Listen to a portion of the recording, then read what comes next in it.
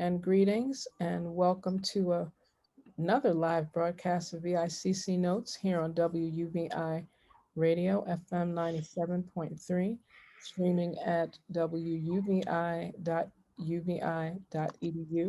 And we are going to continue in our full day of observances for International Men's Day, really highlighting the achievements, the contributions of men around the world. And we're also getting an opportunity to have this very informative discussion with Dr. Carlyle Corbin, a former a former intergovernmental affairs advisor here in the Virgin Islands. If I recall, 5 different administrations.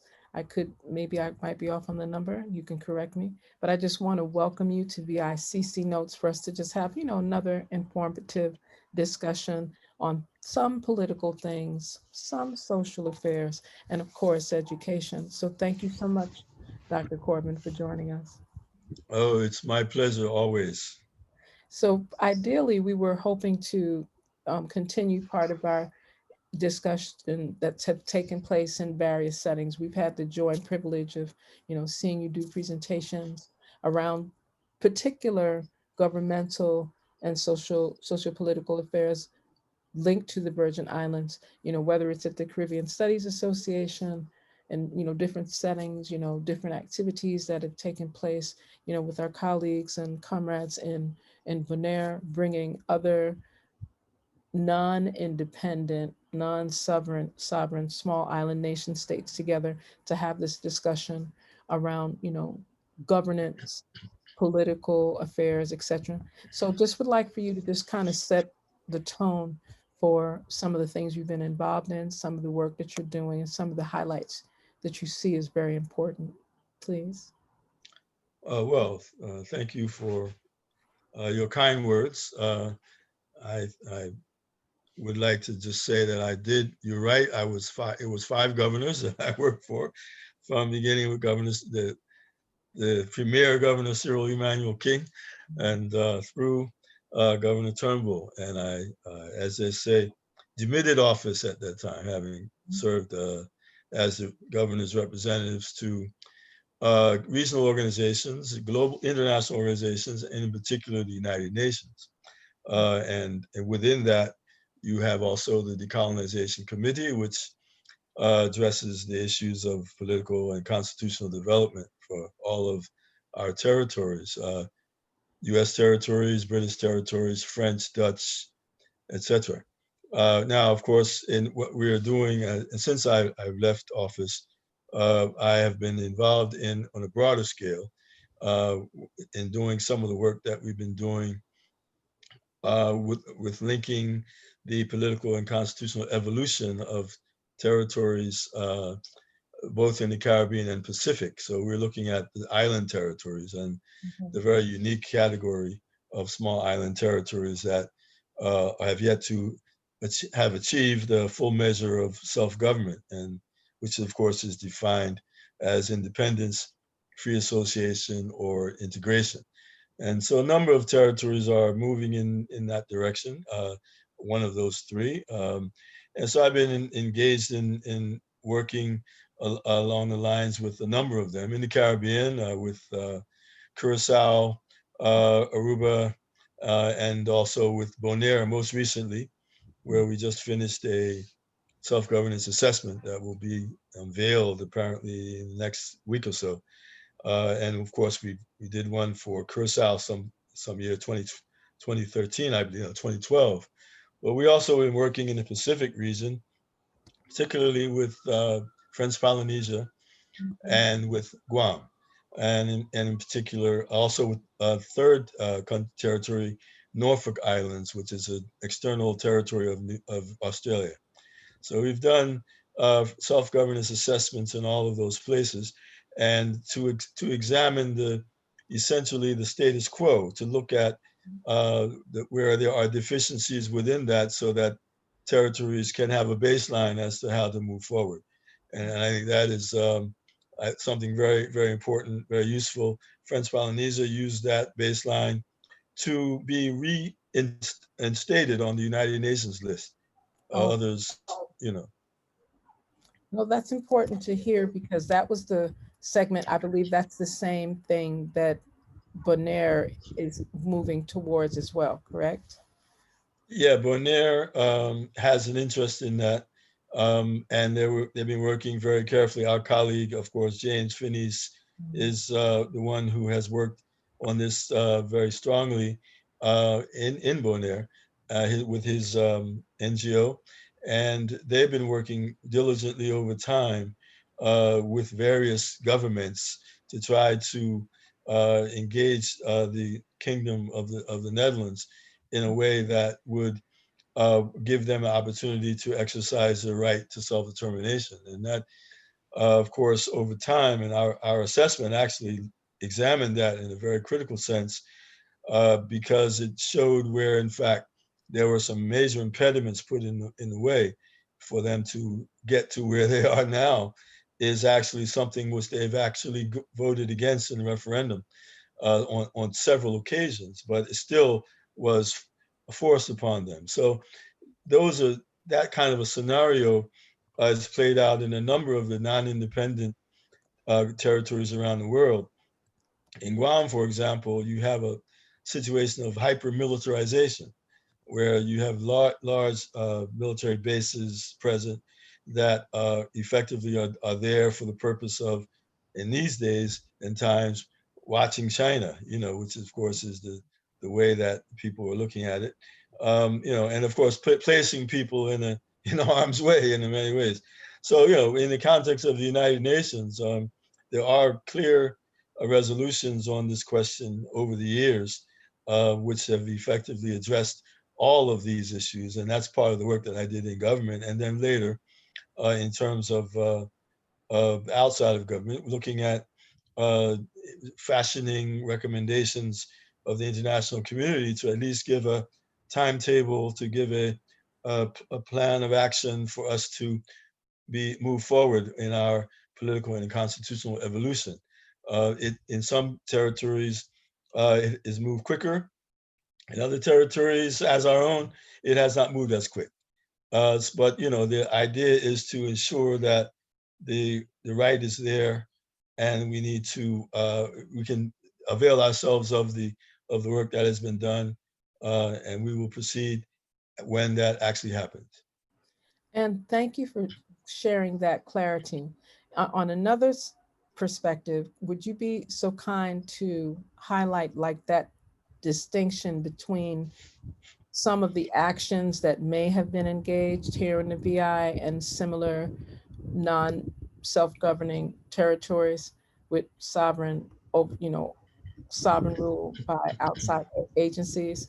Like, what is the difference between self-determination and some of these quests for, maybe, I don't know if I should you say just the Constitution, or like what's going on here with the recommendation for adapting the Revised Organic Act of 1954. But what is that distinction between those types of referenda type actions and self-determination from your perspective?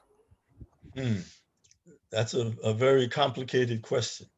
Uh, well, you always have complicated questions, but in this case, well, let's begin with what our most recent development in terms of our uh, referendum, which was just took place, where the majority of those who uh, voted in favor of adopting the Organic Act in whole or in part. I think the revised Organic Act in whole or in part. I'm a little bit unclear what that actually means, but the main point is that the issue is to adopt a document which effectively is related to the status quo.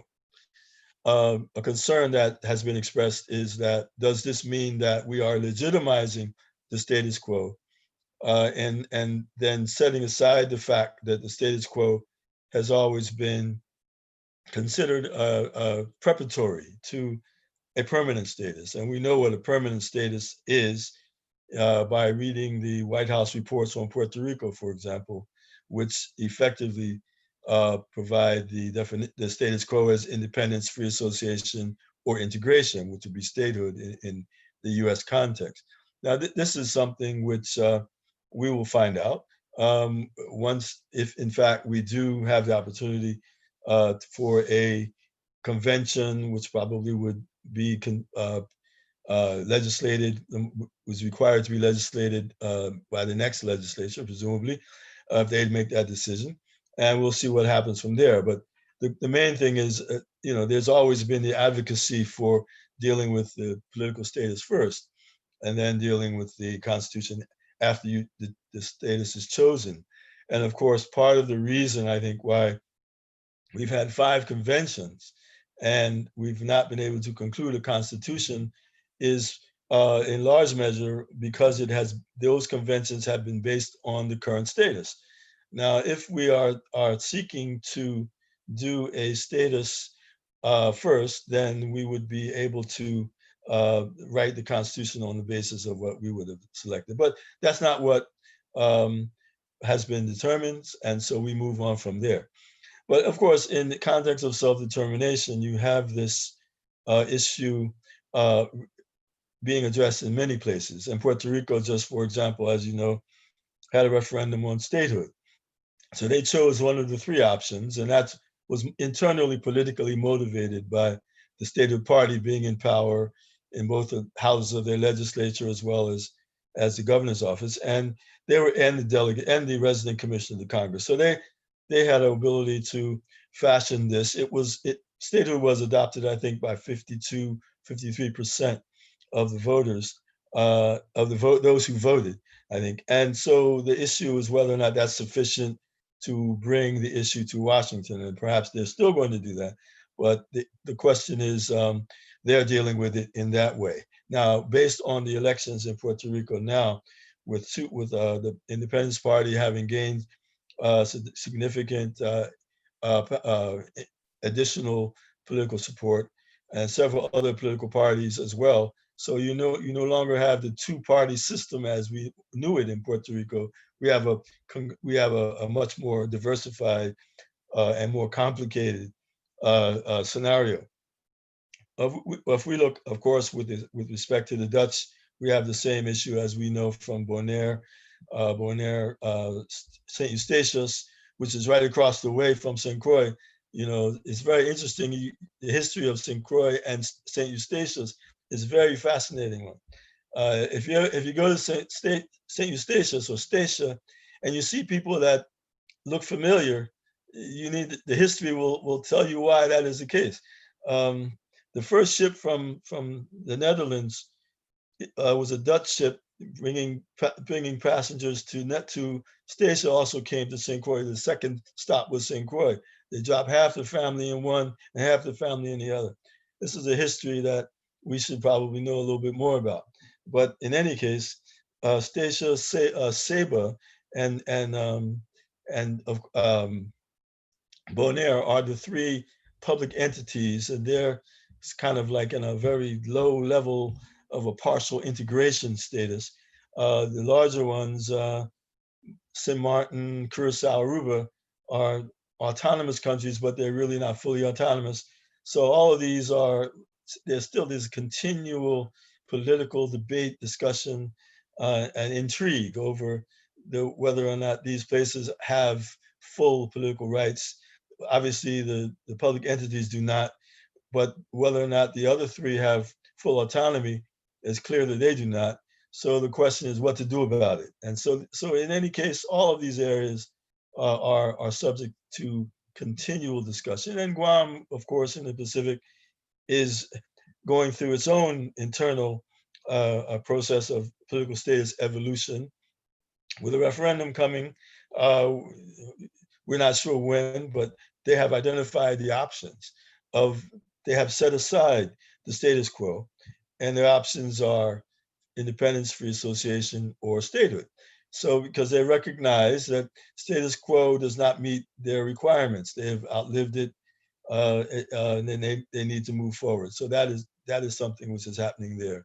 And it continues. The French, have a similar situation where they have autonomous countries, but they're not really autonomous. So it's autonomy in name only, but not in substance. You have a lot of this. In other words, the issue of political evolution, decolonization, self-determination, these are very much contemporary issues. Thank you for highlighting that for us, Dr. Corbin, because the intention was to kind of whet the appetite of some of our listeners and viewers, because we know that this was more of an impromptu discourse, and the fact that it is, and I want to make sure I say that, Happy International Men's Day, that, the idea was to really highlight achievements, contributions, and persons, and the men in our communities near and far, those that have been contributors to the Virgin Islands, in many respects, to have them share their voice, their skills, talents, and expertise. So what I went and looked for while you were discussing things is I wanted to go and find actual the general election documents that were certified, right, by the election systems of the Virgin Islands. And without going through all of the persons that won, I really wanted to go to that last page, particular to the referendum, so that persons could just get an idea. Those that can view, great. And those that are listening, we're going to really focus on, just sharing some information regarding, what transpired, because some persons may not really take the time to go and look online per se, for some of these documents. And what we're able to see, which is very clear, is that in the general election, you'll see it's at the top, it says general election certification documents. And without going into, everyone knows who already won. That wasn't the purpose of today's discourse. But the referendum, and particularly the question, are you in favor of the legislature enacting legislation to convene a constitutional convention to adapt the Revised Organic Act of the Virgin Islands, 68 Stat 497, or portions of it, as the Constitution of the Virgin Islands? Very, you talk about my questions are complex. I'm just saying this has a lot going on in the question. And as we can see from the electors that came out and voted, that the totals were 7,275 voted yes, and 2,814 voted no. And this is where the piece becomes very important. Again, these were dated and certified by the Board of Elections on November 16th, 2020. And you'll look at the statistics of the number of registered voters, 53,341, voter participation, 18,130. Hence, the percentage of voter participation, 33.99%. We can round that off to 34%. So I just wanted to share that based on what we were starting to discuss, just in terms of what that means, that less than 50% of the registered voters presented this particular decision and position. And what does that reflect to you? And what do you see as if it's a concern at all, since it is, majority rules, right? Well, yeah, I think if we go back to our 1993 referendum on political status, we will note that the requirement was 50% plus one of the registered voters, which, when you're dealing with major constitutional and political status questions, I would think that we would want to have, a majority of the voters necessarily. And our obviously our voter participation is usually much more significant than that. But obviously, because of COVID, we've had a lower voter turnout. So, but what we're speaking of, and interestingly, if it's 34%, Yes. then what is the percentage of those who voted in favor of that?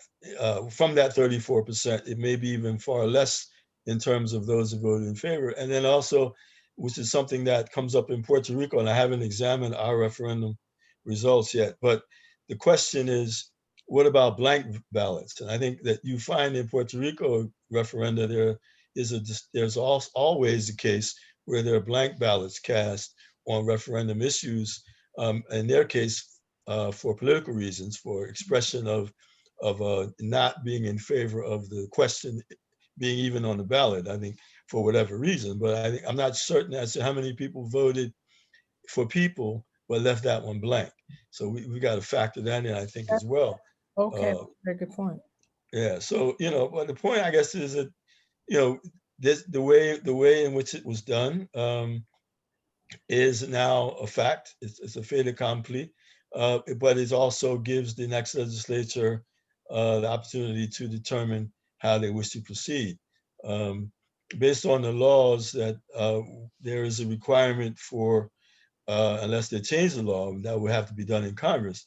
The question of having a convention, which means an election, which means there's some Mm, budgetary implications to that.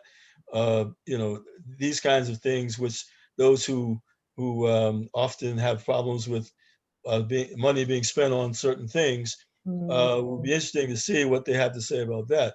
Um, if in fact the wording of the referendum question is is adapt ADAPT. But I think that there may be an error. I believe I recall hearing someone make reference to the fact that the word should be adopt, ADOPT. So there's a distinct difference between the correct. two. But nevertheless, whatever procedure will be put in place to do this, um, we'll have to determine that.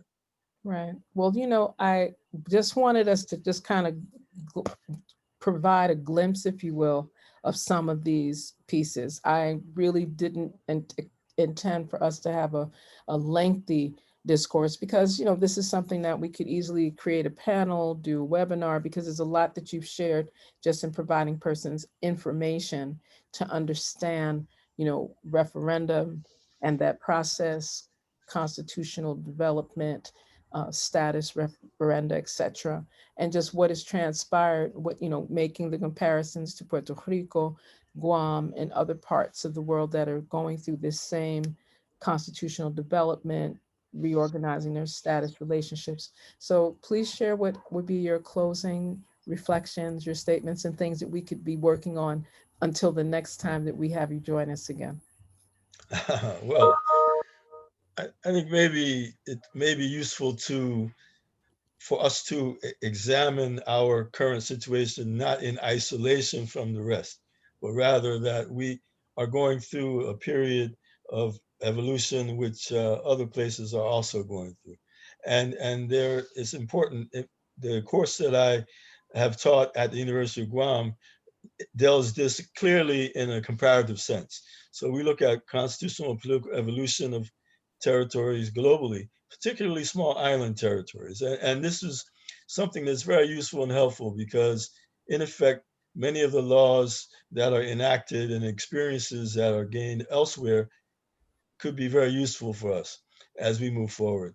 And I think this is something that we would like to continue and expand and potentially have opportunity for a broader set of our people in the Caribbean and in the Pacific to have a much of a closer interaction, cross fertilization, and awareness of what is happening elsewhere. We don't necessarily need to reinvent the wheel if we know someone else has gone through that process and could possibly let us know where the pitfalls are and where the potholes are, which would always it's always useful. It's something that we did early on, but it seems to have dissipated a bit. But we did have a very close relationship with our other territorial colleagues, both close to home in British Virgin Islands as well. With Anguilla, we had very close relations in the region with the other territories. We also had close relations with the Northern Marianas and Guam in the Pacific. And this is something that we can do on various levels, student level, academic level, university ties, as well as intergovernmental. So hopefully that's something that we can think about as we move forward in terms of dealing with these issues. I appreciate your skills, talents, and expertise, and most importantly, your willingness to share time with us here on VICC Notes, made possible in part through the VI Caribbean Cultural Center, nestled inside of the College of Liberal Arts and Social Sciences here at the University of the Virgin Islands. the only historically Black college and university in the Caribbean and a land grant institution. We are really appreciative of you sharing with us, Dr. Carlyle Corbin, and all the capacities that you continue to serve. And we're looking forward to the next time that you have an opportunity to weigh in on all things Virgin Islands and Caribbean and beyond. So remember that culture heals humanity, land is our foundation, and spiritual harmony unifies us. We hope that everyone that was able to listen, view, and engage, because we were looking at these comments, with this particular informative discussion with Dr. Carlisle Corbin. If you have questions, viccc@live.uvi.edu or just VICCC365 in any of the social media. And that way we can have more discussions and keep up with what we're doing as well. Everyone take care, stay safe, keep us, stay safe, and definitely keep living well. All the best and good night, everyone.